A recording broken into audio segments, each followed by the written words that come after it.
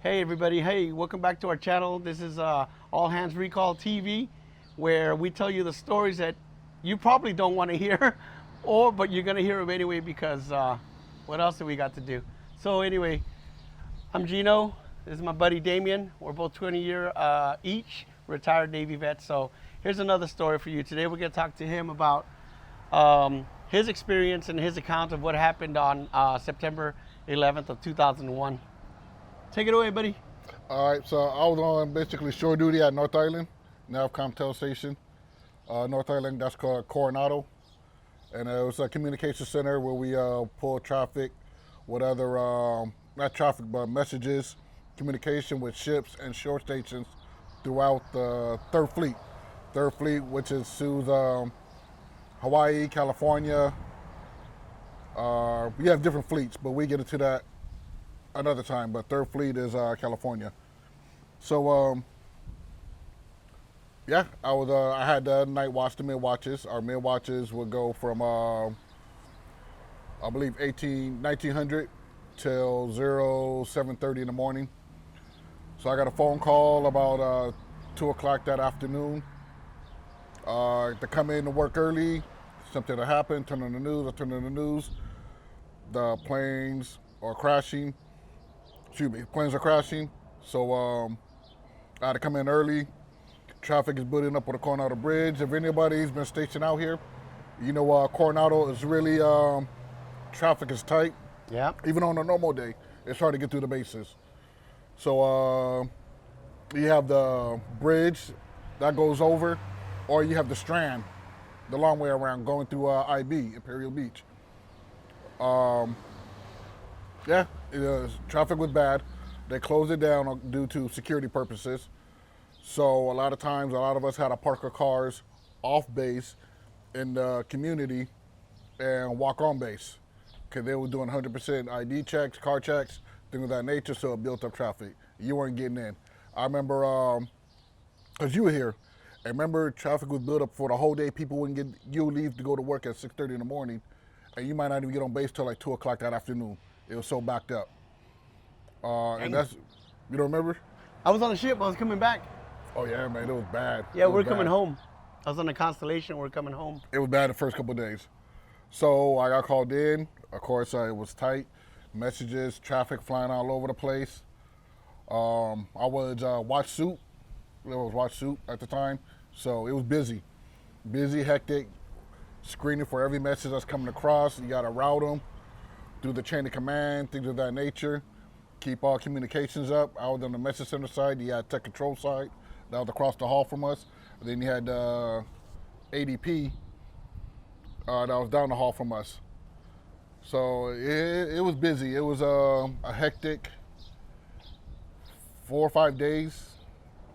Very busy. They dropped it down to what are they?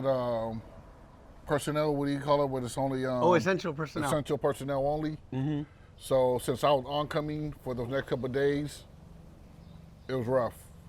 I'm trying to remember if we even bunked there. I think I might have bunked a day or two on the watch. It was just so busy, and personnel couldn't swap out. It was crazy. Yeah, it was not to bring in other ones, but before I got to the 9/11, Kosovo, I was on the Mount Whitney. I went through the Kosovo, the Mount Whitney. Mount Whitney was the Kosovo. I missed the Black Hawk Down one off the USS Mount Whitney when the helicopter went down. Yeah? The ship made it back about the time I got on there, but I missed that one. But I did the Kosovo was another one I could speak about at a later time. But 9/11, sad that it happened. But in our lifetime, to be in something like that, Yeah.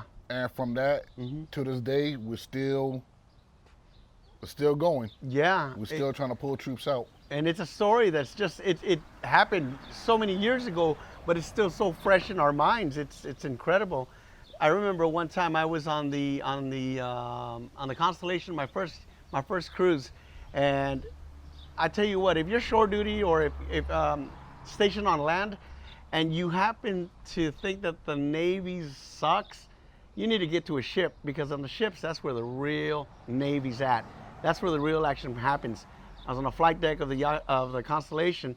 I happened to look up and I see it looked like a P3, but it had the Iraqi or Iranian flag. Well, I don't know. I should know this, but it was an enemy aircraft flying right over us, and we launched our aircraft and chased them out of there. And I was like, damn, this is the real stuff right here. It was no messing around, right?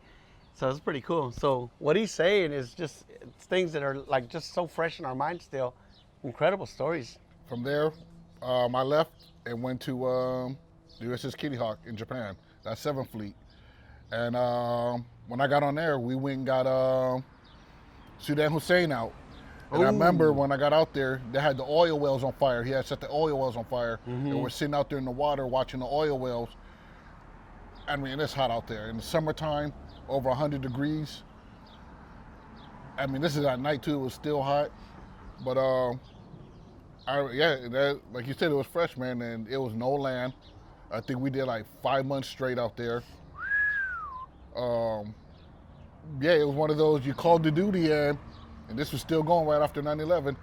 So after 9/11, I left Naval Constellation, went to the USS Kitty Hawk. I did 2 years out there. Yeah, going through what, getting rid of the enemy combatant, and like you were saying, the ships is. But now, remember, because after that, they started pulling people off the ships to go on land. Right? Because I remember we was getting, what do you call those orders? Oh, modified orders? Not modified orders. I don't know. You're talking about IA? IA. Individual augmentation. Yeah. They were pulling people off ships to go on land. Right. So now you weren't even safe to be on shore duty. Yeah. I'm not saying it's safe because it's your job, that's what you're called for, but whether you're on ship or shore, they're pulling everybody from everywhere. And I remember those messages, me being an IT in the message center, messages was just coming, and we need this, we need bodies for this, we need bodies for that, just coming through. And you had to have a primary and a secondary, and they were just pulling everybody from shore duty and ships. Yeah. So, you know, our last couple of years in the military, we seen it, we've been there, we witnessed it. I think that may be it for now.